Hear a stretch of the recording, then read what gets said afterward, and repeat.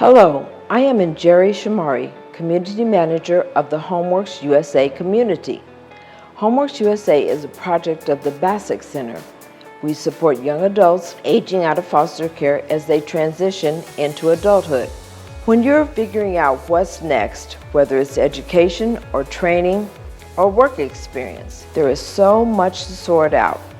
At Homeworks USA, we'll begin with affordable housing. Clearly, we believe that home works. This transition process involves a lot of complexities. Today, we want to simplify one major area for you, and that's eating healthy.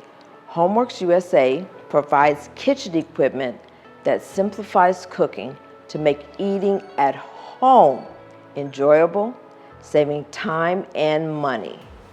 Young adults are busy. We want to make life easier on you. Today we will be showing you how the kitchen equipment works conveniently to cook some meals and, of course, dessert. If you're watching this to learn how to cook a specific item, you can see our menu in the YouTube written summary below. You can find out when we cook what item in the show notes. Our volunteer chef today is Nia. She is a busy college student learning how to use this equipment with you. Nia, what's our first dish for today? A cool feature about this oven is it recognizes majority of the food that you put in it.